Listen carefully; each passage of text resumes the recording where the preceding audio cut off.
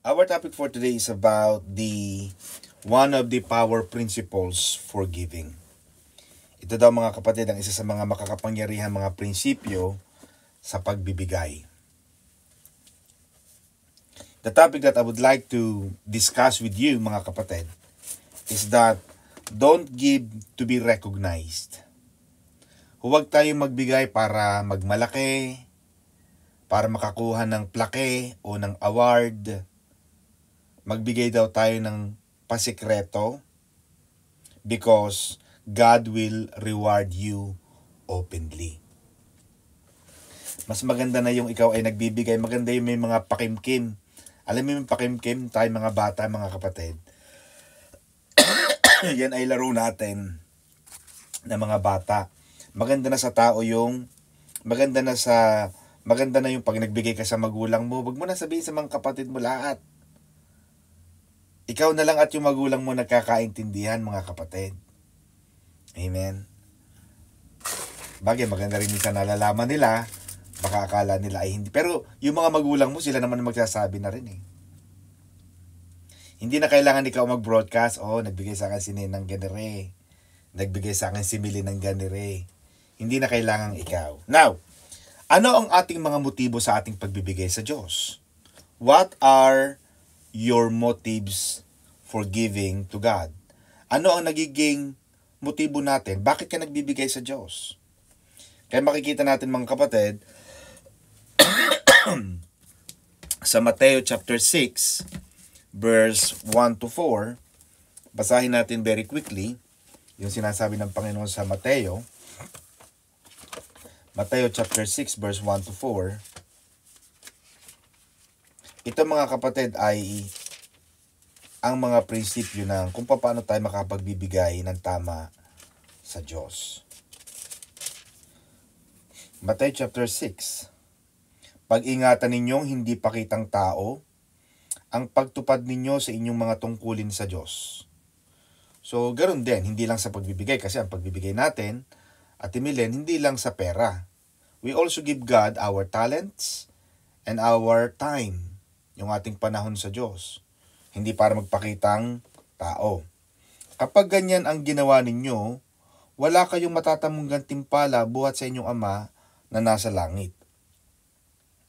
Sinabi ni Jesus, kaya nga kapag nagbibigay ka ng limos, huwag mo nang ipag-ingay na gaya ng ginagawa ng mga mapagkunawari sa mga sinagoga, mga templo, at sa mga lansangan upang sila'y purihin ng mga tao.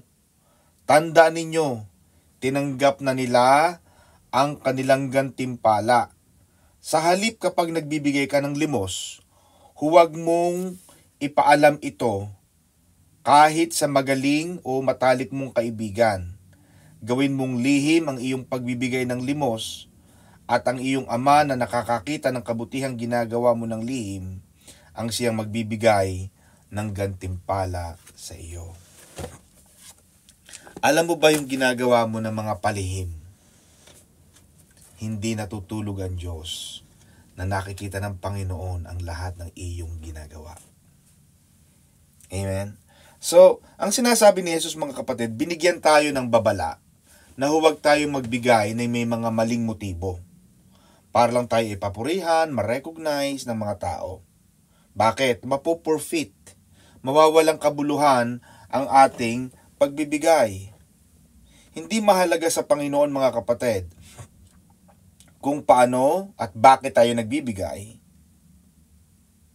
Yung ating mga handog at ang ating mga ikasampung bahagi, yan daw ay banal sa Diyos. Kaya hindi mo dapat ipinagmamalaki ang iyong pagbibigay sa Diyos. Your motive must be pure. Kailangan maging totoo ang ating pagbibigay sa Panginoon. Maging totoo at maging banal. It must be an act of worship. Yung iyong pagbibigay kapatid, kailangan ito ay maging gawain ng pagsamba. Hindi nagbibigay ka na napipilitan. Nabibigay ka na parang obligasyon. O nape-pressure ka lang. Ayaw din ng Panginoon ng ganon. Amen. Na sa Batangas yan, natin pangkarniwan yan eh. Ay siya, kung masama naman ang kalooban mo Wag mo nang ibigay. Nagluto ka. Tapos ang iluluto mo walang lasa. O kaya ay sobrang tabang. O kaya naman ay sobrang alat. O kaya sobrang anghang. Di kayo walang makakain. Halatang halata. Natatandaan mo, Sister Melen, yung panalangin ng bata? Sabi ng nanay niya, anak, manalangin ka na, ipag-pray mo na yung pagkain. Sabi ng bata, ano po ang ipag-pray ko? Yung sinabi ko sa iyo kanina. Naku, yung bata nanalangin, sabi ng Lord, sabi po ng nanay ko, bakit po dumating itong mga bisitang ito? Dapat po hindi na siya nagluto. Wala sa kalooban, napipilitan. Pag ang isang bagay ginawa mo sa pilit, kahit sa tao wag na muna nating dalhin ang Panginoon.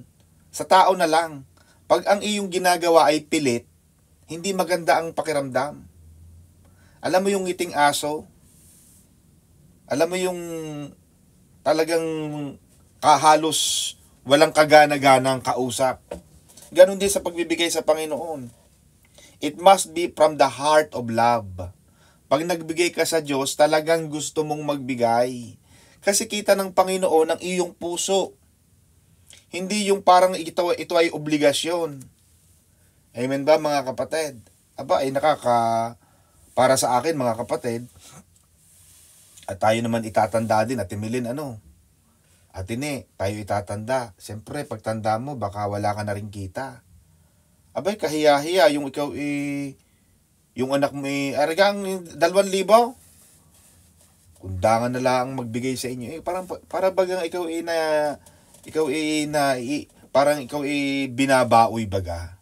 Ayaw ng Diyos ng ganon. Ang gusto ng Panginoon, kapag nagbigay ka, bukal sa kalooban. Bukal sa puso. At sinabi yan Apostol Pablo, mga kapatid, isinulat niya sa 2 Corinthians chapter 9, verse 7. Ang sabi mga kapatid, every man according as he purposeth in his heart, so let him give. Not grudgingly. Hindi napipilitan, hindi naiinis. Or of necessity. Hindi dahil sa kailangan. For God loveth a cheerful giver. Ang gusto ng Panginoon, mga kapatid, masaya kang nagbibigay. Amen, mga kapatid. We bring the sacrifice of praise with thanksgiving and love. Ang sabi pa ni Apostol Pablo, mga kapatid, sa unang Corinto 13 verse 3, and if I give all my possessions to feed the poor, kahit daw ibigay ko lahat ng aking mga ari-arian para pakainin ng mahihirap, and if I surrender my body to be burned, but do not have love, it profits me nothing. Kahit anong ginagawa mo, kahit sunugin daw ang iyong katawan, ngunit wala ka namang pag-ibig, yan daw ay walang kabuluhan. So ang tinitingnan ng puso atin ang tinitingnan ng Diyos ay ang ating puso. Paano tayo magbigay? Itinuturo sa atin ng Panginoon na dapat pag nagbibigay ka is to glorify God. It is the manifestation, mga kapatid. Yan dapat ay ginagawa natin upang itaas ang kapurihan ng Diyos. Hindi para ipagmalaki na malaki ang sweldo mo. Hindi para ipagmalaki na buti na lang ikaw na lang nagbibigay sa church, wala na nagbibigay. Para ka nang nagyayabang. Matthew 6 verse 3 to 4. Let not thy left hand know what thy right hand doeth, that thine alms may be in secret. Yung ginagawa daw ng iyong kaliwa ay huwag nang malaman ng iyong kanan. Amen. Pasikretong nagbibigay sa Panginoon. Ayaw natin, wag mo nang isipin kayo mapasalamatan. Pag may ginagawa ka sa Panginoon, wag mo nang isipin palagi na ikaw ay tapik-tapikin sa balikat. Wala namang ganun Kami ba, tinatapik ba kami sa balikat? Wala. Ginagawa namin ito. Kahit pagod, ako nga 4:00 pa ako Pwede naman ako magtulog-tulugan Diba? Pwede ko namang ipagkatiwala na kay Pastor Saldi. Pero hindi. Ginagawa ko ito dahil gusto kong gawin para sa Diyos. Bakit Atine? Ano ba ang pwede natin maghahanap ka rin kapatid Kung iisipin mo, ano ang magagawa mo para sa Diyos? Ano ang pwede mong gawin sa Panginoon na hindi kailangang ikaw, alam mo yung suy-suyin, sa mga taga Visayas, Mindanao, si Pastor Saldi gumamit kanina ng palakat. Ay sa Batangas o mga kapatid, may suy-suy. Hindi na dapat tayo sinusuy-suy. Anong suy-suy, Sister MJ? Hindi na dapat ikaw inuutusan. Amen ba? Na parang utang na loob pa ng Diyos ang iyong paglilingkod, aba? Sa daming ginawa sa atin ng Panginoon. Amen. Ito lang ang igaganti natin sa Diyos. Amen mga kapatid. Suy-suying ka pa. Amen. Yung pagbibigay mo, wag nang malaman. Basta magbihis ka. Maghanda ka. Magdala ka ng handog mo sa Panginoon. Kung wala kang handog, di okay. Hindi naman dito sapilitan mga kapatid. Hindi ito kagaya ng ibang iglesia na nagbebenta ka ng mani at nagbebenta ka ng bibingka, ipapadala ka sa ibang bansa para manghingi ng sobre. Walang ganon. Ang Maranatha, hindi tayo ganon. Sabagat ang ibang reliyon gumagawa niyan. Pero tayo hindi. Wala tayong inuutusan magsalita sa gitna. Ay imagine mo si Ate Milen dyan sa bus. Imagine mo si Ate Milen nasa bus, nakatayo. Senyora, senyor, God loves you, give me money. Walang ganun eh. Ang Diyos ay nagbibigay sa atin ayon sa kanyang kabutihan. Pinapalakas ang inyong mga katawan, ang ating mga katawan, upang tayo ay kumita. Masustentuhan natin, mabayaran natin ang ating mga utang, masustentuhan natin, masuportahan natin ang ating mga anak, ang ating pamilya, ang ating mga pangangailangan. Amen ba mga kapatid? Kaya, pag ang Panginoon naman ay humingi, at yan naman itungkulin mo kapatid, dapat nating ibalik sa Panginoon yung para sa Kanya. Amen? Kaya lang, ang gusto ng Panginoon, magbigay tayo ng freely. Hindi napipilitan, in faith. Nang may pananampalataya, and may pag-asa na yung ating mga pangangailangan ay muli nating matatanggap sa Panginoon. Yan ang sabi ng Panginoon sa Philippians 4:19. But my God shall supply all my needs according to His riches and glory by Christ Jesus. Now, ano yung mga questions na dapat nating itanong sa ating mga sarili? Number 1, am I giving to impress others or praise and recognition from others? Pag ako ba ay nagbibigay, gusto ko bang makilala ako? Gusto ko bang malaman nila na malaki ang tithes ko? Am I giving from a selfish motive? Ako ba ay nagbibigay na may madaya, madamot na motibo? O Panginoon, Lord Pastora, nagbigay ako. Pastor, nagbigay ako. Dapat, ganito ang treatment sa akin. May VIP treatment. Am I giving because I feel obligated to give? Nagbibigay ba ako dahil kailangan? Dahil obligasyon? Dahil responsibilidad? Mabigat sa kalooban? Huwag ka magbibigay sa Diyos niyan. Bakit? Para ka nagpakain, nagluto, nagpakain ka, pero yung pinapakain mo, hindi masaya. Naramdaman mo na ba na pag bibigay ka sa Diyos, ang saya-saya mo? Bakit? Meron kang ibibigay. Hindi ka naman hininga ng Panginoon na ibibigay nang wala namang siyang naunang ibinigay sa iyo. Nauna na siya eh. Kaya ka nga may 10% na ibibigay eh. Because God gave you 100%. Am I giving because I feel pressured to give or from a sense of fear? Yan. Natatakot lang ba ako na ma-rebuke ni Pastora? Natatakot lang ba ako? Nape-pressure lang ba ako sa turo kaya ako nagbibigay? Hindi. Let your giving becomes the consequences of your faith. Bunga ng inyong pananalig at pananampalataya sa Panginoon na, Panginoon, ibibigay ko to. Kahit marami akong babayaran, Panginoon, ibibigay ko to. Bakit? Kasi naniniwala ka na bubuksan ng Panginoon ang bintana ng langit upang ibuhos sa inyo ang mga pagpapala na walang sapat na silid na kalalagyan. Yung pure motives natin mga kapatid, ang gusto ng Panginoon, yung ating paraan ng pagbibigay ay ito. Ito daw ay dapat maging our love for Him. Yung ating pag-ibig sa Diyos. Amen. Yung nagbibigay ka talaga dahil mahal mo siya eh. Amen ba? Kaya pag minsan nagbibigay ako kay pastor, sabi niya, anak, may pera ka pa, bigay ng bigay. Wala ka ng ano eh. Sabi ko, hindi mami, bahiting-bahiti tayo eh. Kaya nakakabigay tayo ng pakaunti-kaunti. Pangkape-kape. Oo. Lagi nagsasabi yun ng ganon. Hindi ko naman pinagmamalaking tayo nagbibigay, pero pinapakita ko lang sa inyo ang aking, kasi pinapadala ko yan kay Brother Milky. Toy, ito ay kay mami, pangkape. Kuya, kadami kang kape na re. O, pangkape lang yan. Bakit? Gusto ko silang masaya. Kahit hindi ko sila nakikita araw-araw, pero nakikita ko sa aking balintanaw na masaya ang aking mga magulang na nakakapagkape. Di ba mga kapatid? Ganon din kayo. Magbigay din kayo pag may time, mga kapatid. Hindi yung nagpapadala yata kayo ng mga pera sa iyo mga magulang, birthday lang yata at Pasko eh. Kailangan mga kapatid consistent. Amen? Sige, magtatanungan tayo din ha, diretsahan tayo. Sino rito nagpapadala sa kanilang mga magulang regularly? Taas ang kamay, mag-heart shape. Regular na nagpapadala, hindi yung irregular ha. Hindi yung panakanakang pagkulog at pagkidlat na parang hanging amihan na kung kailangan lang magustuhan. Pag naiinis sa magulang, hindi magpapadala. Titikisin. May mga batang ganoon, naninikis. Nako, ito mga kapatid na mga taga-Visayas at Mindanao. Ang naninikis, mga kapatid, ano ba ang Tagalog niya sa atin eh? Naninikis yung parang,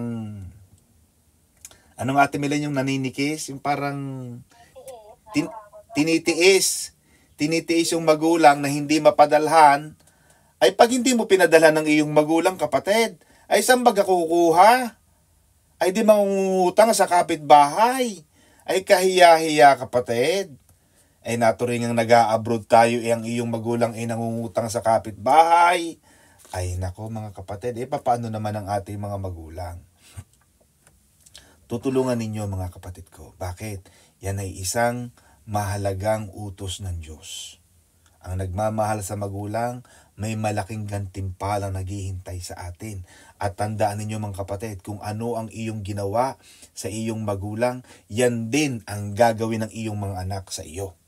Amen ba? Pagtanda mo, mag-uuna-unahan yan na magbibigay sa'yo. Bakit? Nagtanim ka ng magandang bagay. Ikaw ang naging pattern. Ikaw ang nag-set ng trend ng pagbibigay sa iyong magulang, iyong pagmamahal. Ganon din ang pagmamahal natin sa Diyos.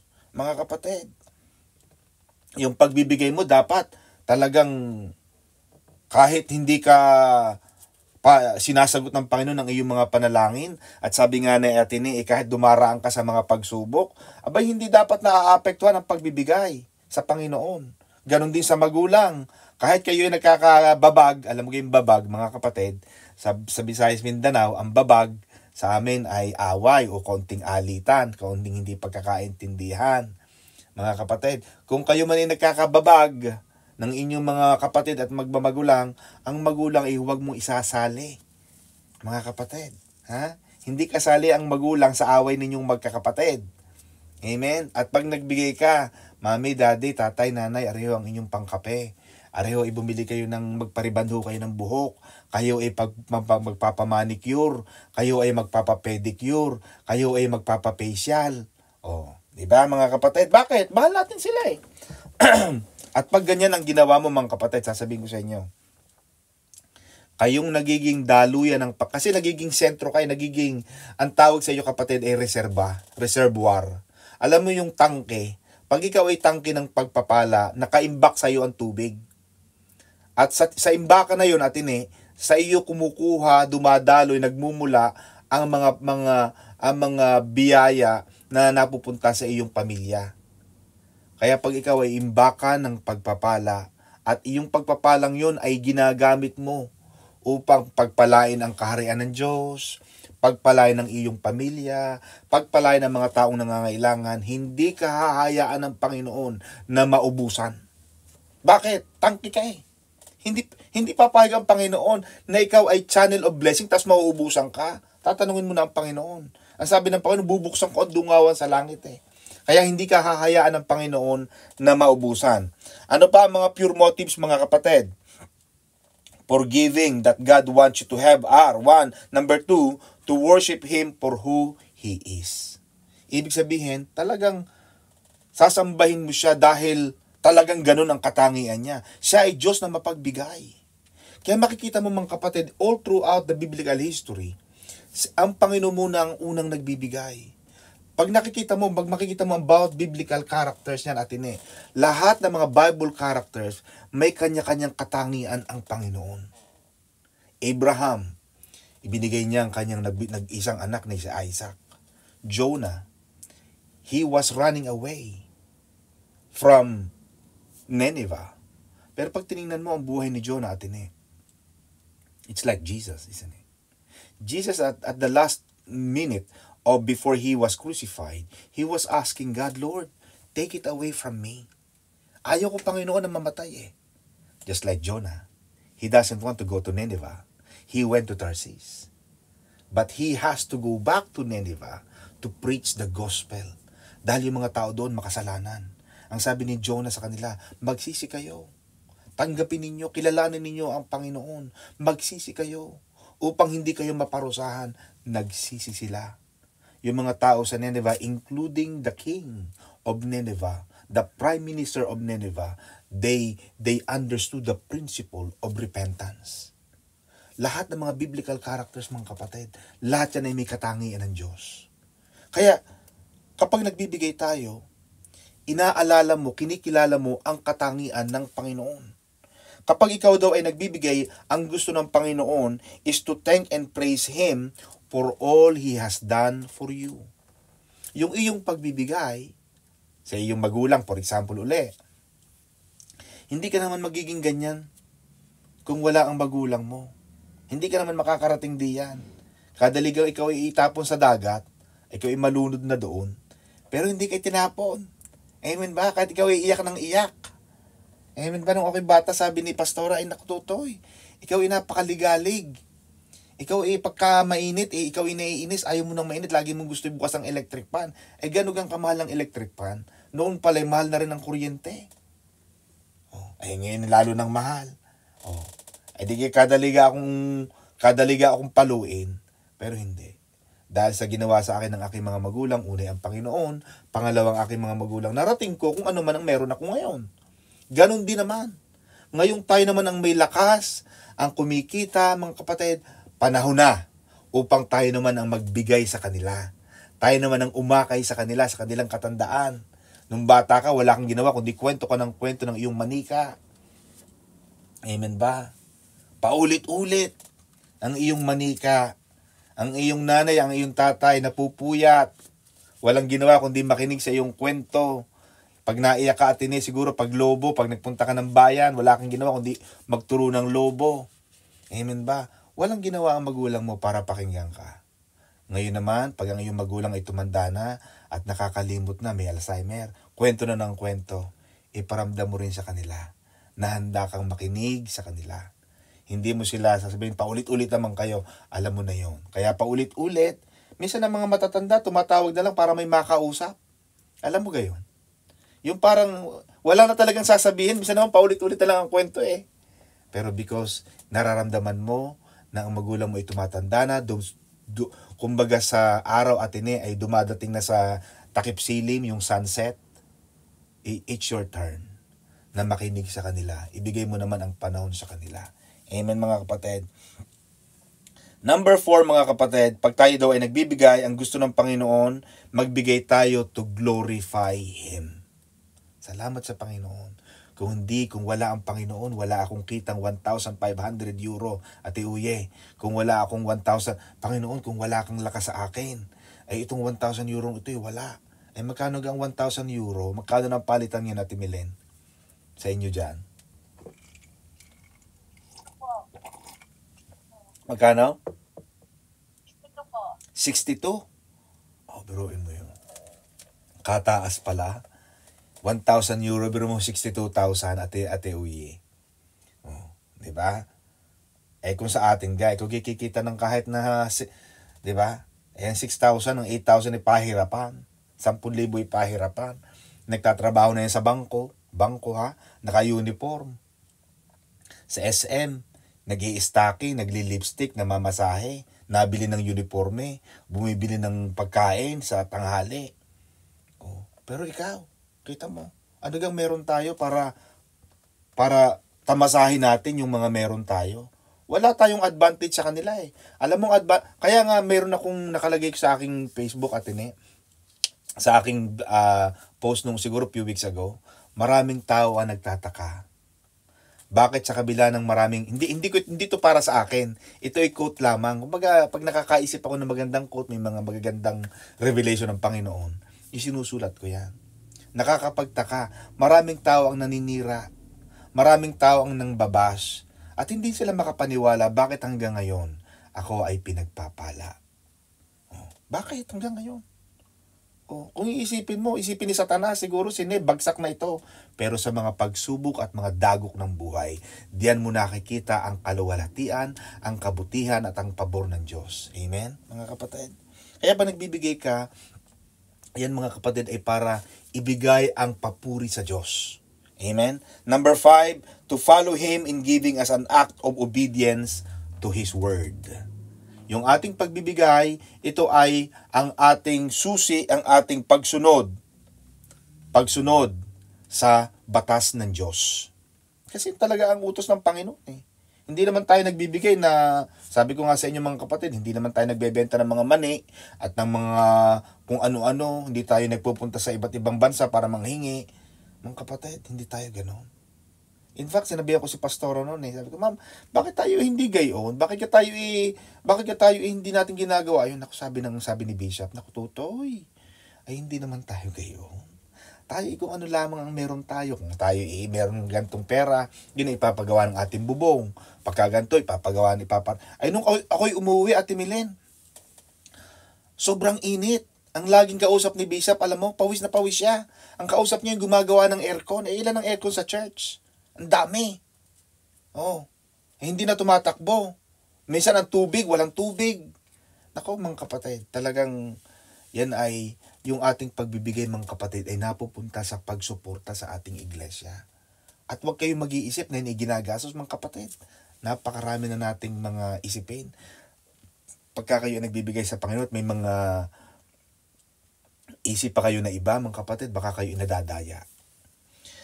Last but not the least, pag tayo daw ay nagbibigay, ang gusto ng Panginoon, magbigay tayo to fulfill His will for the end time harvest. Ibig sabihin, para pag tayo nagbibigay, para makalaganap ang salita ng Panginoon. Paano tayo makakabayad ng ating mga Zoom na ito?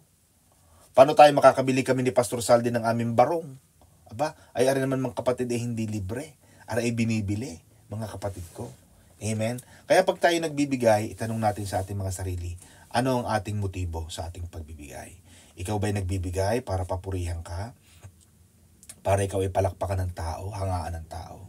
O nagbibigay ka dahil mahal mo ang Diyos? Amen? Palakpakan natin ang Lord. God bless you, Pastor Saldi and Sister Nick. Amen. Purihin po ang Panginoon sa buhay niyo po, Pastor Tony Don Magsinat. Maraming salamat po muli sa paalala ukol po sa batas